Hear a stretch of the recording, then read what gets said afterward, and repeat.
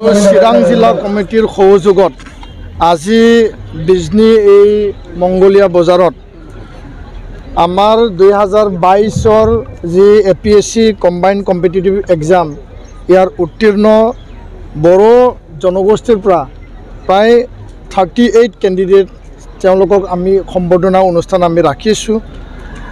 আৰু লগতে ক্লাছ 9 আৰু 10 বড়ো মাধ্যমত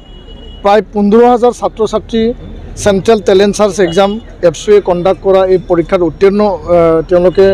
তাত বহিছিল আৰু ইয়াৰে টপ 3 9 আৰু 10ত আমি তেওঁলোকক বাছনি কৰি পেলাই ইয়াত সম্বৰ্ধনা অনুষ্ঠান আমি ৰাখিছোঁ লগতে আমাৰ পদ্মশ্ৰী বিজয়ী সৰ্বেশ্বৰ বসুমতাৰী এজন ক্ষুদ্ৰ খেতিয়ক তেখেতক সম্বৰ্ধনা জনাইছোঁ অসম গৌৰৱ তেনজিং বড়োচাক আমি সম্বৰ্ধনা জনাইছোঁ আজি এটা বড়ো জনগোষ্ঠী আৰু জাতিটোৰ কাৰণে এটা গৌৰৱৰ দিন জাতীয়তাবাদী চিন্তা আৰু জাতি বিশ্ব দৰবাৰত প্ৰতিষ্ঠাৰ স্বাৰ্থত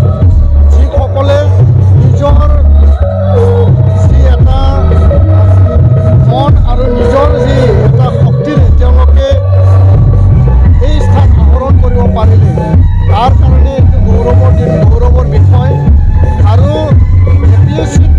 ইমানখিনি স্থান দখল কৰিব পৰাটো অতিকে আমি আনন্দিত হৈছোঁ তেওঁলোকক আমি শুভেচ্ছা জ্ঞাপন কৰিছোঁ আৰু বড়ো মাধ্যমৰ যিগৰাকী ছাত্ৰ ছাত্ৰীয়ে আজি এই ফলাফল তেওঁলোকে দেখুৱালে আগন্তুক মেট্ৰিকত তেওঁলোকে ভাল ফলাফল দেখুৱাব আমি দৃঢ় বিশ্বাসী আৰু মেট্ৰিকত টপ 10ত যিগৰাকী ছাত্ৰ ছাত্ৰীয়ে সেৱাত ষ্টেণ্ড কৰিব বড়ো মাধ্যমৰ পৰা তেওঁলোকক আমি 1 লাখকৈ মানে পুৰস্কাৰ দি পেলাই সম্বৰ্ধনা দিম বুলি আমি ঘোষণা কৰিছোঁ আৰু আশা কৰিছোঁ যে আগন্তুক দিনত এই প্ৰচেষ্টাই বড়ো জনগোষ্ঠীৰ বড়ো জাতিৰ আৰু সমগ্ৰ অসমত মাতৃভাষা মাধ্যমত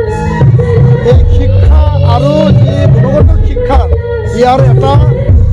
আন্দোলন আৰু গণজাগৰণ আৰম্ভ